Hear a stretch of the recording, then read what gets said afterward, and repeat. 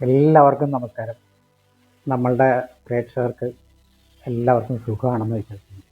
ഇല്ലെങ്കിൽ സുഖമാകാനായിട്ടുള്ള ഒരു മാർഗം ഞാൻ ഇപ്പോൾ പറഞ്ഞുതരാം. അതിൽ 2-3 കാര്യങ്ങളാണ്. അതിൽ ആദ്യത്തെ ഒരു കാര്യം പറയാം. നമ്മളെല്ലാവരും വണ്ടി ഓടിക്കുന്ന ആൾക്കാരാണല്ലേ. ഈ കഴിഞ്ഞ ദിവസം ഞാൻ ഒരാളോട് സംസാരിച്ചപ്പോൾ പുള്ളി പറഞ്ഞു, നമ്മളെ നയിക്കുന്നത് ഒരു ആത്മാവ്, അല്ലെങ്കിൽ നമ്മൾ വിശ്വസിക്കുന്ന ഒരു ആത്മാവാണ് എൻ്റെ ശരീരത്തിലുള്ളത് എന്ന് പറഞ്ഞപ്പോൾ പുള്ളി പറഞ്ഞു, നമ്മുടെ ശരീരത്തിൽ ഒരു സ്ഥലത്ത് മാത്രമല്ല, നമ്മുടെ ശരീരത്തിൽ എല്ലായിടത്തും ഈ പറയുന്ന ആത്മാവ് കുടികൊള്ളുന്നുണ്ടെന്ന് പറഞ്ഞു. അപ്പോൾ ഒരു കാര്യം ഞാൻ പുള്ളിയോട് ചോദിച്ചാൽ എന്താ വെച്ചാൽ, കാർ ഓടിക്കുന്ന ആൾക്കാരാണല്ലോ നിങ്ങളെല്ലാവരും. ശരിയാണ്, കാർ ഓടിക്കുന്നത് ഡ്രൈവർ സീറ്റിലിരുന്നിട്ടല്ലേ. കാറിൻ്റെ ബാക്ക് സീറ്റിലിരുന്നിട്ട് വണ്ടി ഓടിക്കാൻ പറ്റില്ലല്ലോ. അപ്പോൾ എല്ലായിടത്തും ഉണ്ട് എന്ന് പറയുന്നതിൽ കാര്യമില്ല എന്ന് നിങ്ങൾക്ക് മനസ്സിലായില്ലേ. നമ്മളുടെ ശരീരത്തിലെ ഒരു ഭാഗത്ത് കോൺസെൻട്രേറ്റ് ചെയ്തിട്ടാണ് നമ്മളുടെ ഈ ഒരു ചൈതന്യം, നമ്മളുടെ ഈ എനർജി ഈ ഇരിക്കുന്നത്. അപ്പോൾ ആ സ്ഥലത്തിരുന്നു കൊണ്ടാണ് നമ്മളുടെ ശരീരം എന്ന് പറയുന്ന ഈ കാർ ഓടിക്കുന്നത്. അപ്പോൾ കാർ ഓടിക്കുന്ന ആൾക്കാർ ഡ്രൈവർ സീറ്റിലിരുന്നിട്ടാണ് വണ്ടി ഓടിക്കുന്നത്, പുറകിലിരുന്നിട്ടല്ല, അല്ലെങ്കിൽ ഡിക്കിയിലിരുന്നിട്ടല്ലല്ലോ, ഡ്രൈവറുടെ സീറ്റിലിരുന്നിട്ടാണ്.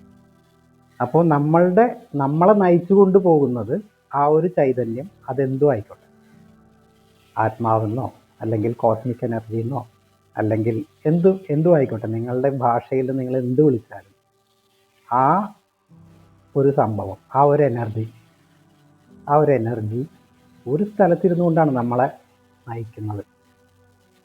ആ സ്ഥലം നിങ്ങൾക്കറിയാമോ എവിടെയാണ്? ആ സ്ഥലത്തെ റെപ്രസെൻ്റ് ചെയ്തുകൊണ്ട് നമ്മളുടെ ഒരു വിഭാഗം ആൾക്കാർ റെപ്രസെൻ്റ് ചെയ്തുകൊണ്ട് ഒരു മാർക്ക് ഇടാറുണ്ട്. ആ മാർക്കാണ് ഞാനതെന്താണെന്ന് വ്യക്തമായിട്ട് പറഞ്ഞുതരാം. അപ്പോൾ ഈ പറയുന്ന ഈ ഡ്രൈവർ, നമ്മളുടെ ഡ്രൈവർ ഇരിക്കുന്ന ഇടം ആണ് നമ്മളുടെ ഈ ഐബ്രോസിൻ്റെ നടുക്കായിട്ടുള്ള സ്ഥലം. അത് നമ്മൾ ആ ഒരു ആത്മബോധത്തിലാണ് എന്നറിയാൻ വേണ്ടിയിട്ടാണ് നമ്മളിവിടെ ഒരു തിലകം ചാർത്തുന്നത്. അപ്പോൾ ഈ തിലകം ചാർത്തുന്നതിൻ്റെ ഉദ്ദേശം ഇതാണ്.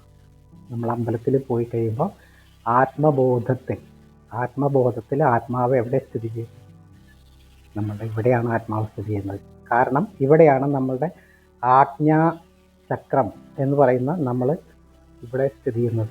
ഈ ആജ്ഞാചക്രം നമ്മൾ ശ്രദ്ധയോടുകൂടി ആവുമ്പോഴാണ്, ഷാർപ്പനാവുമ്പോഴാണ് നമ്മളുടെ പ്രവൃത്തികൾ ഷാർപ്പാവുന്നത്.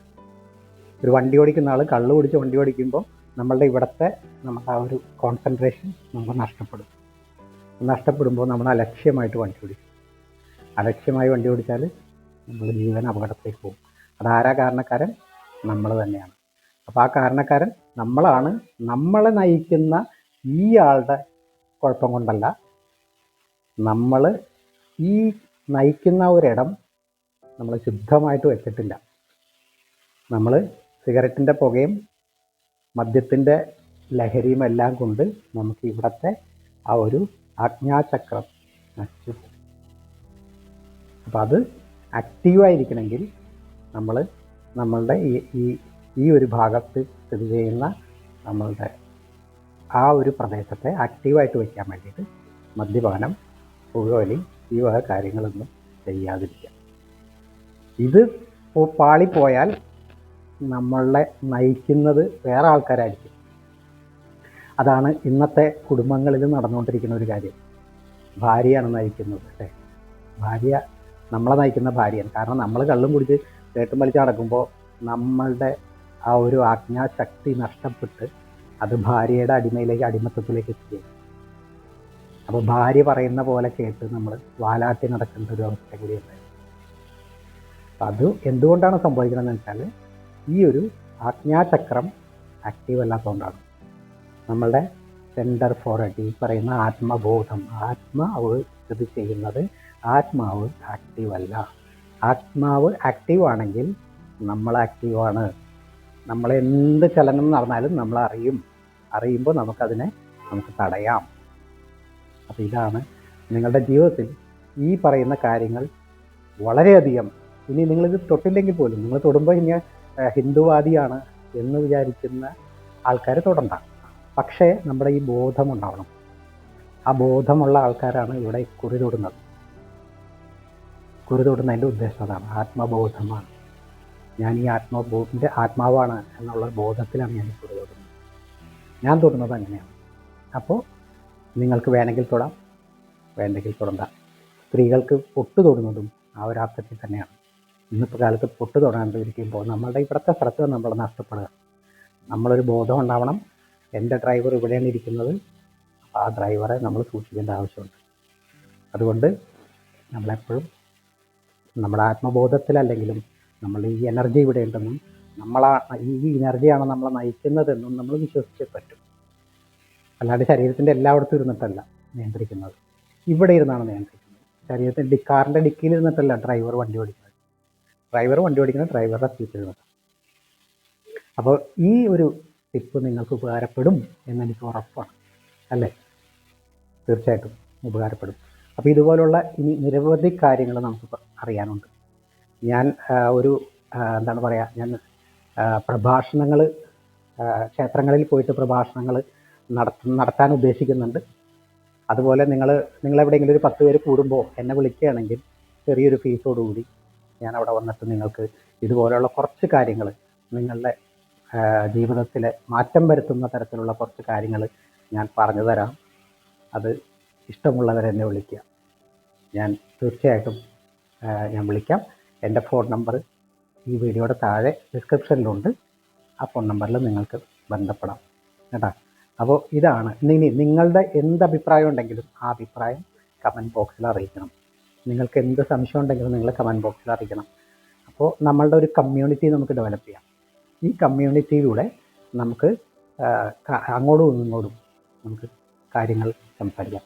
പിന്നെ നിങ്ങൾക്ക് തോന്നുകയാണ് ഞാൻ പറയുന്ന തെറ്റാണെന്ന് തോന്നുകയാണെങ്കിൽ നിങ്ങൾ എഴുതാൻ നിൽക്കണ്ട. ചീത്തയായിട്ടൊന്നും എഴുതണ്ട. കാരണം ചീത്തയായിട്ട് എഴുതി കഴിഞ്ഞാൽ അതിനകത്തുനിന്ന് ഡിലീറ്റ് ചെയ്ത് കളയും. കാരണം അതെല്ലാം ഒരു ചെറിയ ചപലമായിട്ടുള്ള ചില ആൾക്കാരുടെ മാനസികാവസ്ഥയാണ്. അതിനെ നമ്മൾ കാര്യമായിട്ട് എടുക്കണ്ട. അങ്ങനെയുള്ളവരെ എഴുതാനും നിൽക്കണ്ട. ഉള്ളവരെ എൻ്റെ വീഡിയോ കാണാനും നിൽക്കണ്ട കേട്ടോ. അവരെ സ്കിപ്പ് ചെയ്ത് പോയിക്കോളൂ, കുഴപ്പമില്ല. അവർക്ക് വേറെ ഞാൻ പറയുന്ന കാര്യങ്ങൾ നല്ലതുണ്ടെങ്കിൽ നിങ്ങളതിനകത്ത് ലൈക്ക് ചെയ്യാൻ ശ്രമിക്കുക, സബ്സ്ക്രൈബ് ചെയ്യാൻ ശ്രമിക്കുക. എൻ്റെ ചാനൽ സബ്സ്ക്രൈബ് ചെയ്യുക, ഇത് മറ്റുള്ളവരിലേക്ക് എത്തിക്കുക. എല്ലാവർക്കും ഗുണപ്പെടട്ടെ, എല്ലാവർക്കും ഗുണമുണ്ടാവട്ടെ.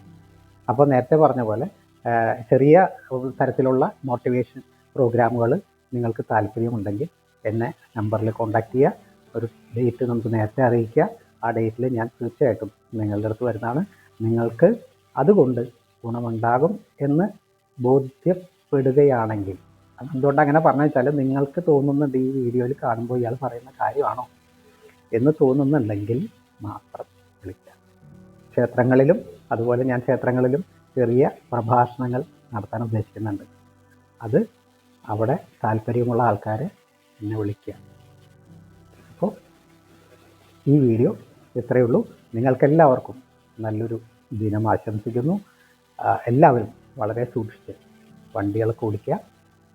വണ്ടികൾ ഓടിക്കുമ്പോൾ എല്ലാവരും ശ്രദ്ധിക്കുക.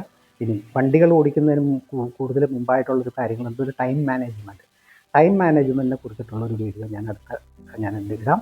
അതൊരു പ്രോഗ്രാമായിട്ട് ഞാൻ ചെയ്യുന്നുണ്ട്. അപ്പം നിങ്ങൾ എൻ്റെ ചാനൽ ആദ്യം ചെയ്യേണ്ടത് ചാനൽ സബ്സ്ക്രൈബ് ചെയ്യുക, നമ്മുടെ കമ്മ്യൂണിറ്റിയിൽ ജോയിൻ ചെയ്യുക. കമ്മ്യൂണിറ്റി ജോയിൻ ചെയ്യുമ്പോൾ അതിനകത്ത് ഏകദേശം ഒരു 50 രൂപയുടെ ചിലവേ ഉള്ളൂ. ആ 50 രൂപ നിങ്ങൾ ഓൺലൈനിൽ പേ ചെയ്തിട്ട് നിങ്ങൾ കമ്മ്യൂണിറ്റി ജോയിൻ ചെയ്യും. കമ്മ്യൂണിറ്റി ജോയിൻ ചെയ്ത് കഴിഞ്ഞാൽ നിങ്ങൾക്ക് എൻ്റെ ഈ വീഡിയോസ് എല്ലാം, ഇനി വരുന്ന വീഡിയോസ് എല്ലാം നിങ്ങൾക്ക് അവൈലബിൾ ആയിരിക്കും. നിങ്ങൾക്ക് മാത്രമേ അവൈലബിൾ ആയിരിക്കുള്ളൂ, വേറെ ആർക്കും അവൈലബിൾ ആവില്ല. അപ്പോൾ ഇത് മുന്നോടിയായിട്ടുള്ള 1-2 വീഡിയോസാണ്. അപ്പോൾ എന്താണെന്ന് അറിയണമല്ലോ, ഞാൻ പറയുന്ന കാര്യമാണോ എന്നുള്ളത് നിങ്ങൾക്ക് അറിയണമല്ലോ. അതിന് വേണ്ടിയിട്ടുള്ളൊരു വീഡിയോ ആണ്. അപ്പോൾ നിങ്ങൾക്ക് കണ്ടിട്ട് വീഡിയോ ഇഷ്ടമായെങ്കിൽ നിങ്ങൾ സബ്സ്ക്രൈബ് ചെയ്യുക, അത് ലൈക്ക് ചെയ്യുക, അത് മറ്റുള്ളവർക്ക് ഷെയർ ചെയ്യുക. അപ്പോൾ എല്ലാവർക്കും ഒരിക്കൽ കൂടി നല്ലൊരു ദിനം ആശംസിച്ചുകൊണ്ട് നിർത്തുന്നു. നന്ദി, നമസ്കാരം.